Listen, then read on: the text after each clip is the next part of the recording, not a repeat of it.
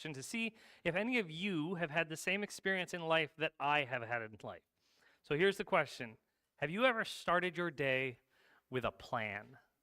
A plan that you were going to accomplish in that day. This is the list of things I was going to do, or these are the places that I'm going to go. I have a plan, and I am going to get my plan done.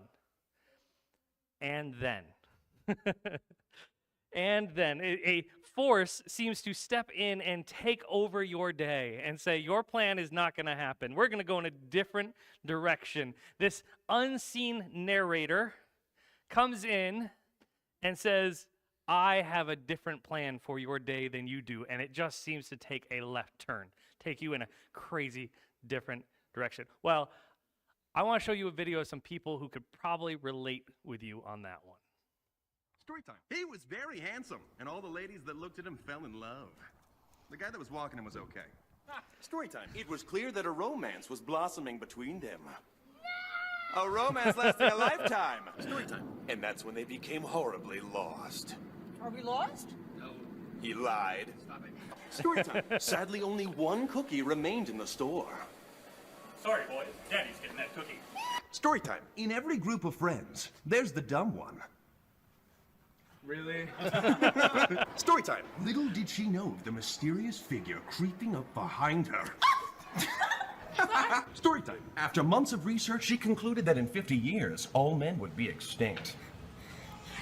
Story time. He looked out of the field of beheaded warriors, and in his hands he held the head of the Pumpkin King. He had won. Story time. The lad decided to do the honorable thing and share his treat with Mother. Oh, story time. The ladies congregate here every day to scope out the hot dudes. Yeah, we do. Story time. The man came to the bus stop every day to pick up hot chicks. Story time. This was the moment the lad would propose to the girl. Story time. She only had one plan for this new year. World domination. Story time. She heard that a kick would release a free movie. She heard wrong. Story time. It became clear to them that one of them had let out a huge fart. Story time. One of these men forgot to check their flies. That man was me. These three were fine. Story time. The two were models, and they loved to strut their stuff. Story time. It was common law that a flower be presented to the loveliest lass. Well, and of course, that's me. Story time. Here she comes, the queen, able to kill men with a single stare. You better watch out, honey. Story time. With this final bag, she had completely disposed of the body. Oh, my cover. Story time. He ripped into the bagel ravenously as if tearing into the carcass of a dead gazelle. Story time. She never even knew her shirt had a hole. Lot of style. Story time. The woman was alone, but she seemed to be haunted by ghosts of her past. You're haunting me. Story time. At last, the hero arrived to deliver peace and joy to this dark world. I have to pay him. I am so sorry. Story time. He was a gracious soul, offering food to those in need. His kindness. Story time. The man knew exactly what to do to embarrass his son. Story time. She waited every day with her arms outstretched for a hug, and she was about to get one. Story time. No matter how fast he ran, he could not escape the demon, but he would not let his soul be taken today. Story time. How does it feel for the narrator to become the narrated? Very awkward. So that is Thomas Sanders. He used to have a channel back when Vine was a thing, which for you young people, Vine was what YouTube was before YouTube Shorts existed. But it was a ton of fun to watch him as he would go in and narrate these people's lives. And what I love most about those videos is watching the progression from confusion to fear to, oh, this is actually something fun, this guy, and I can participate, and then seeing what creativity comes out as they interact with him. I think it's a ton of fun. He's a fun channel to check out. He's still making videos on YouTube. Go check him out.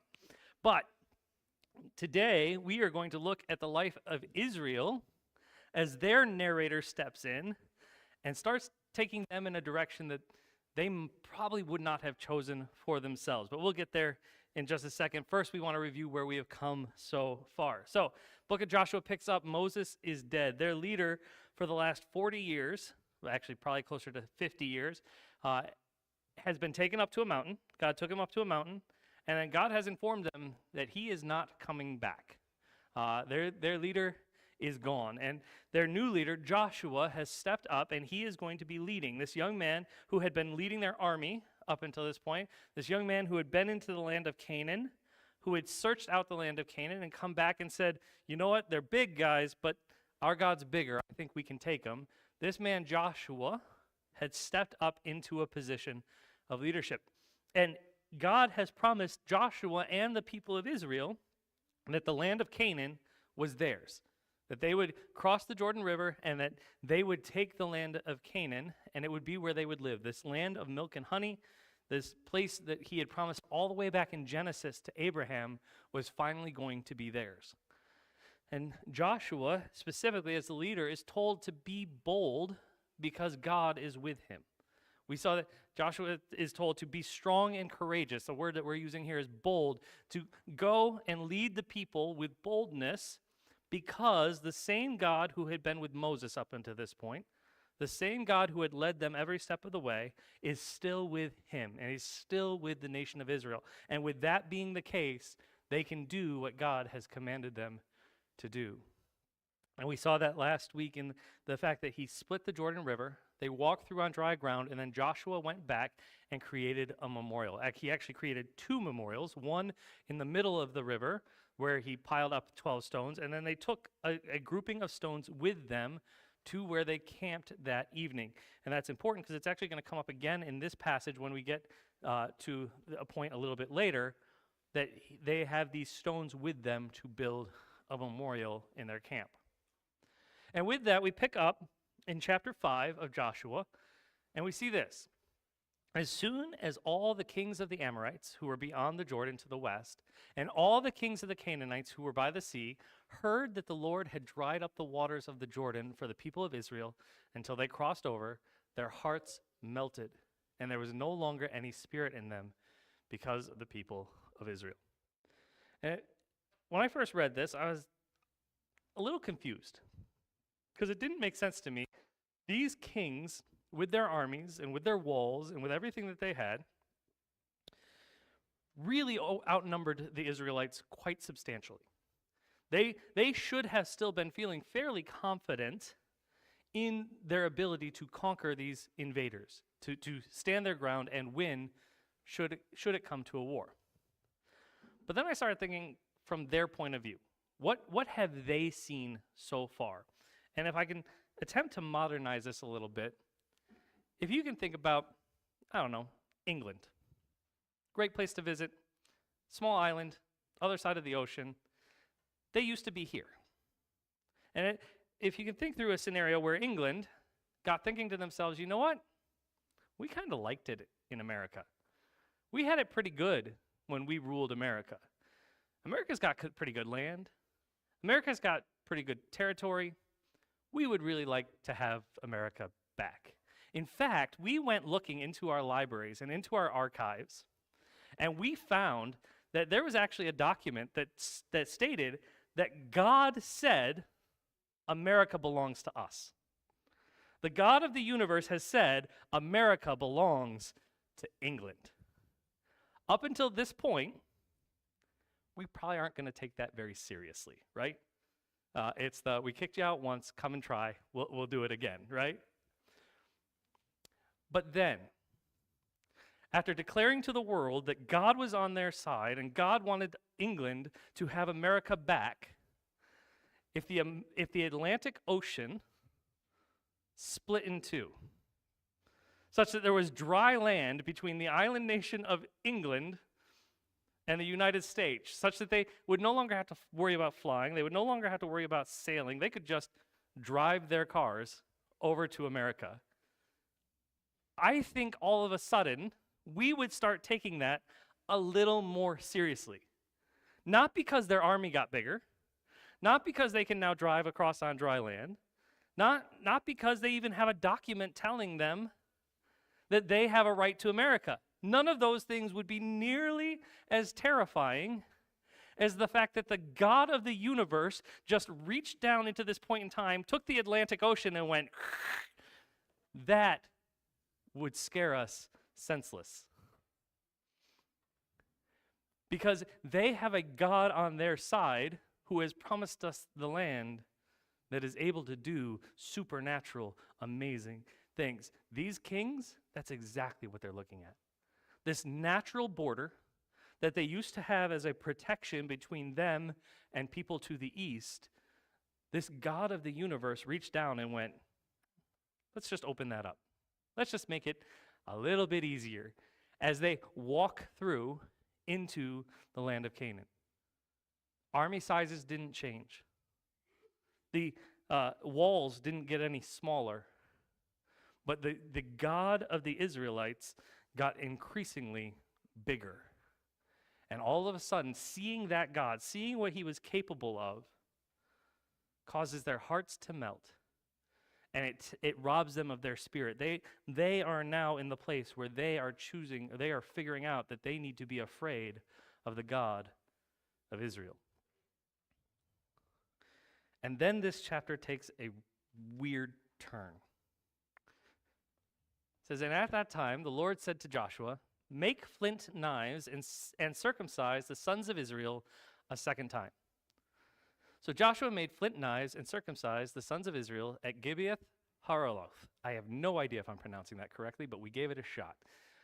Basically, this is another one of those passages where we're seeing this repeated language. We talked about this a little bit last week. If you want more detail, go to that. But basically, what the writer of Joshua is saying, God told Joshua to do a thing. Joshua did exactly what God told him to do.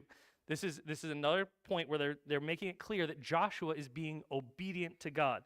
And what God has called him to do in this moment is to circumcise the sons of Israel a second time. Now, that second time, it's not a mistranslation, but it is something that we might not understand. He is not saying that the men of Israel needed to be circumcised a second time as much as this is the second time in history that God has called for a mass circumcision of the people of Israel. The first one being back when he called Abraham to do it with his family immediately, and Abraham came back and said, we're going to do this as a family, we're going to do this as a group, this is going to be the sign of the covenant. And now for a second time, Joshua is being called to do that with the people of Israel. So we are going to, as a nation, make this a reality. And you might be thinking to yourself, this, like I did, this seems to come out of nowhere. What is this all about? The good news is the writer of Joshua knew you would ask that question, so he puts in the explanation. He says, and this is the reason why Joshua circumcised them. All the males of the people who came out of Egypt, all the men of war who had died in the wilderness on the way after they had come out of Egypt. Though all the people who came out had been circumcised, yet all the people who were born on the way in the wilderness after they had come out of Egypt had not been circumcised. For the people of Israel walked 40 years in the wilderness until all the nation, the men of war who came out of Egypt, perished because they did not obey the voice of the Lord. The Lord swore to them that he would not let them see the land that the Lord had sworn to their fathers to give us, a land flowing with milk and honey. So it was that their children, whom he raised up in their place, their children, whom he raised up in their place, that Joshua circumcised. For they were uncircumcised because they had not been circumcised on the way. Basically, what had happened was Israel had kept this tradition for generations. And for generations, they had been faithful to it. And then they went into slavery in Egypt, and even there, they were faithful to it. But when they left Egypt, somewhere in their wilderness wanderings, they had stopped being faithful to this tradition. They had not been keeping up with it. So the people who came out of Egypt had already gone through this practice, but in that period of time, when they chose not to go into the promised land the first time, when God said, you will all die in the wilderness except for two, Caleb and Joshua, at this point, they have an entire generation of people living with them, living in their camp, who have not been circumcised. And God says, we need to take care of this. We need to do business with this before we can go forward. And to us, that might seem like a weird concept. But it would have made perfect sense to the Israelites. Because see, this act, this ritual, this rite, was not something that was just done for fun. It was something that was done specifically as a sign of the covenant. Now, that being said, if I'm a guy in Israel, and Joshua comes back and says, hey guys, so we're going to do this thing. It's going to hurt a little bit, but we're all going to get circumcised today. I think I'd be sitting there going, nope, check again. Go back and ask again. Because he's like, nope, the narrator has said this is the direction of our day today. We are now going to do this. I don't know that I would have liked that message. Because up until this point in the life of these Israelites, God had been nothing but a provider. God had been nothing but good, showing up when they needed him. See, they came up against this Red Sea, and God just parted it so they could go through. They ended up out in the desert. They had no food. And God said, here, have food. We're going to see more on that in a second. They get to the Jordan River, or they need water. And God says, okay, I'm going to make water just come out of this rock. You're going to have everything you need. Up until this point, everything that God has done for them from the time they've left Egypt until the time that they've crossed the Jordan has been good. It's been enjoyable, has been a blessing. And now God comes asking for something. And I think my temptation would have been to hear that and go, nope, that just doesn't sound like God. God does good things. God only does good things in my life. Why? This doesn't sound like God at all. Now God's asking me to go through pain? Nope, that doesn't sound right at all. I think you got it wrong, Joshua. We're not going to do it. Not Israel, though. When the circumcising of the whole nation was finished, they went through it. They did it. They did what God had commanded them to do. And when it was finished, they remained in their places in the camp until they were healed. And the Lord said to Joshua, today I have rolled away the reproach of Egypt from you. And so the name of that place is called Gilgal to this day. They obeyed. And what God says is, as a result of that, they are finally free from Egypt. They are finally free of any of the signs, any of the lingering effects that came from the 400 years of slavery that they had in Egypt. They could finally move past it. Because up until this point, there was an entire generation that did not know the covenant of God before they went into slavery. And now, on this day, they are free from that. Now, on this day, they know that they are children of the covenant. They have the same sign that their fathers, their grandfathers, and their great-grandfathers had that said, you, Israel, you are my chosen people. You are my children, and I am your God. They are now back to where they were before Egypt entered their lives. And that is a thing to celebrate. This thing is given to them as a reminder so that as they're going into battle, as they're going to go take this promised land, all of these men would have a symbol with them at all times without fail. They could not go anywhere without this memorial, this reminder that the God of the universe has chosen them. The God of the universe has said, you are my people and I am your God. He has chosen them, and this is a memorial, which is why I think he then connects it here at the end. He says, and so the name of this place is called Gilgal to this day. I'm like, that didn't make a lot of sense. What does Gilgal mean? Gilgal is a Hebrew word that simply means a circular piling of stones. They named this place where they were a circular piling of stones because this place was all about memorials. They had taken the 12 stones out of the river and they had piled it up here as a reminder of what God had done. They were circumcised here as a reminder of who God was and the covenant that God had made with them. This place, Gilgal, was a place of reminding. And so even to this day, they call this area Gilgal. says, while the people of Israel were encamped at Gilgal, they kept the Passover on the 14th day of the month in the evening on the plains of Jericho. And the day after Passover, on that very day, they ate the produce of the land, unleavened cakes and parched grain. And the manna ceased the day after they ate the produce of the land. And there was no longer manna for the people of Israel, but they ate the fruit of the land of Canaan that year. So what's going on here? So they get into the land, they're in Gilgal, they're in this place of remembrance, and they hold their remembrance feast.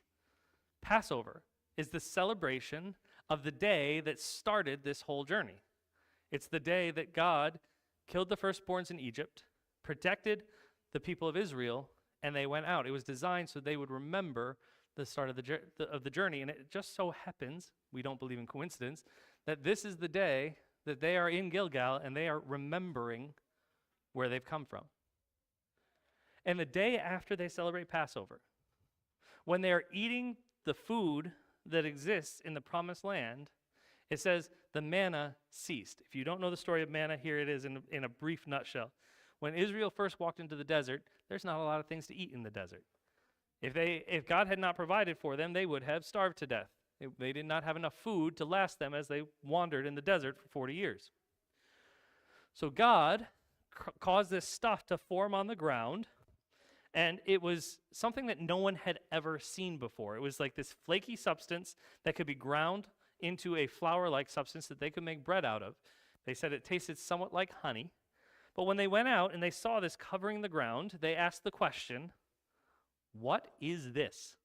What is this new thing that no one has ever seen before that is on the ground? And the Hebrew word for what is this is manna, or manna. So the very name of this thing is, what is this? What is this substance that is formed? And they gathered it up, and God provided food for them as they wandered the desert. He would later provide quail. He would later provide water. All the things that they needed as they crossed the desert, God provided. And now that they've arrived in the promised land, now that they're eating the produce of the land, God no longer supplies the manna. God says, I have fulfilled my promise.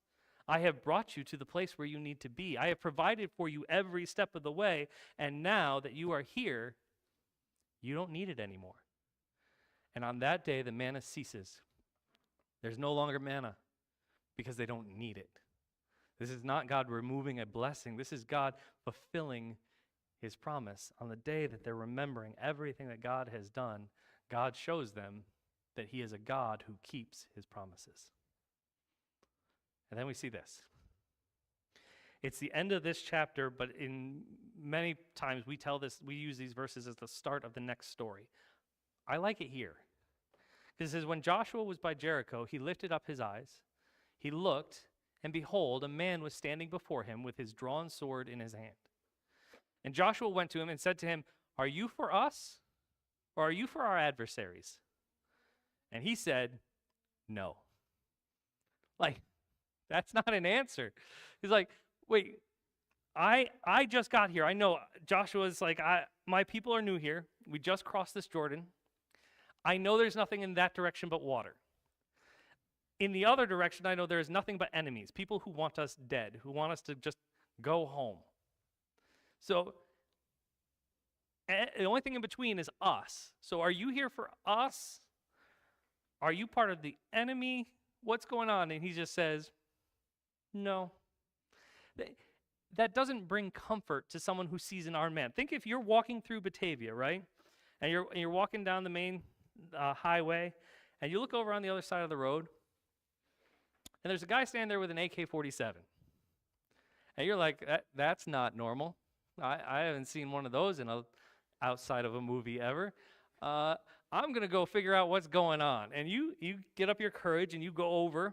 You're like, dude, what is going on? Are you a police officer? Or are you part of a parade? What's going on? What are you all about? And he just looked at you and went, nope. That's not comforting.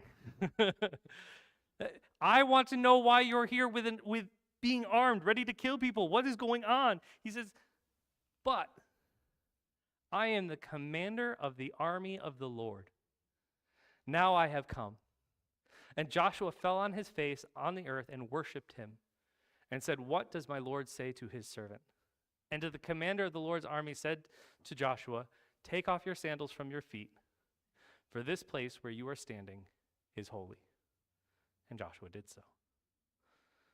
So as Joshua is in this place where they've been remembering everything that God has done for them, we see this interaction with the commander of the army of the Lord. A lot of people believe, although it does not state it explicitly here, that this commander is probably a pre-incarnate Christ. And there's two pieces of evidence for that. First, it says Joshua fell to his face on the earth and worshipped and said. In Scripture, there is no place where a person worships an angel or a messenger from God that is not immediately corrected. In the New Testament, we see someone worship an angel, and the angel goes, whoa, I'm not worthy of worship. Get up. Only God is worthy of worship. There's no correction here. Second, the angel then commands Joshua that the land that they are standing on is now a holy place, and he should take off his shoes. Both are indications that there is something significant about this angel or this person that we should take note of. He is worthy of worship, and wherever he walks, that ground becomes holy. That's why a lot of people think that this is Jesus. But the point as far as Joshua is concerned is this. Joshua is thinking of terms of us and them. And our God is for us, and our God is here to protect us, and our God is here to take care of us. And the commander of the army of the Lord goes, no, that's not how this works. This is not about you, Joshua. This is not even about the nation of Israel. What God says is, this is all about me. This is about me making my name great. This is about me being God, me being in charge, and what I say goes, and the world needs to see, people need to see that I am the one who's in charge here. He says, Joshua, it's not about you. It's about the Lord. His army is going to go into battle for you, but even then it won't be about you. It'll be about him. So chapter 5 takes all kinds of twists and turns on us. So the question at the end of the day is, so what? What does this matter to us? Well, first, God sometimes asks us to do things that hurt. Maybe up till now, someone has told you that God will only bring good things into your life. That is true. But that doesn't mean that God will only bring pleasant things into your life. Sometimes God asks us to walk through things that hurt, that are painful. And sometimes those things are obvious, right? We suffer the death of a loved one, or we have to struggle with a disease. And those things are like, okay, that's part of life. God asks us to walk through those things. But we can be assured of two things. One, God never wastes a hurt in our life. If God has a hurt in your life, something that you are going through that is painful, he is doing that for a reason. We may never understand what that reason is, but God never wastes hurt or pain in our life. In this case, for the people of Israel, it was to free them finally, once and for all, from what had happened to them in Egypt. In your life, I don't know, but I can promise you, God is not going to waste your hurt. And second, I can promise you, you do not have to walk through that hurt alone. When you are walking through those hard times, God is there with you. The reason Israel could do what God had called them to do at any point over the last 5 chapters is because God was with them. That is why they could be bold while they hurt. That is why they could be bold in the face of what was coming. God was with them. So God will never waste your hurt, and God will never ask you to walk through it alone. He also provides the church to be his agents in your life. Please never be afraid to ask for help. Sometimes, though, that hurt is not as obvious. Sometimes that hurt is coming to the realization that Jesus has a plan, that God has a plan. And the hurt comes in when you realize his plan might be different from your plan. His plan might be to change your plan and ask you to do something different than what you expected. And in those cases, that level of hurt comes in when we have to say, okay, it's not about me. God never wastes a hurt. God never asks you to do it alone. Whatever God calls us to do, he will provide the way. When he asked the people of Israel to walk through the desert for 40 years, he provided food. When he asked them to go into the land of Canaan, he split the waters. Once they were in Canaan, there was food for them to eat, the produce of the land. But at every step of the way, when God calls us to do something, he provides the way. So when he calls us to reach all people, to teach the things that Jesus taught, to grow to be like him, to be together in that as a unified body, he is going to provide the way for that to happen. I love the chicken barbecue. I hope we sell 800 tickets for the chicken barbecue. But if God wants our parking lot paved, God will make sure the parking lot gets paved. One of the ways is going to be through our chicken barbecue. I believe God is going to provide. But God will provide for what God has called us to do. In our case, that is our mission. That is what we're doing. God will provide the way. Finally, though, even when we're on mission together, even when we're getting it all right, even as God paves and provides the way, we have to always keep in mind it's not about us. Does God love us? Absolutely. Does God care for us? Yes. Does God provide for us? Yes. But at the end of the day, it's not about us. It's about him. The church is here to serve God. We, as believers, are here to follow and to serve God, not the other way around. And when we get that flipped around in our brain is when we start expecting Santa Claus God, who just shows up and delivers presents and tells us how awesome we are and gives us all the things that we want and then disappears back into heaven until we need him again. Because in that model, it's all about us. Instead, what God is saying is it's all about him. We are here to serve him. We are here to follow him. He's the commander of the armies of the Lord. We are his subjects. We are the ones who follow him. Which is why we worship. It's why we're going to sing here in another second about how great he is to keep our eyes on him. Because at the end of the day, it is only by looking to that God and following that God that we see where Joshua's whole story began. When God provides the way, the hearts of the nations melt and their spirit leaves them because they see the God who is powerful, not me. Let's pray. God, how often I get this backwards. How often I get this wrong, thinking through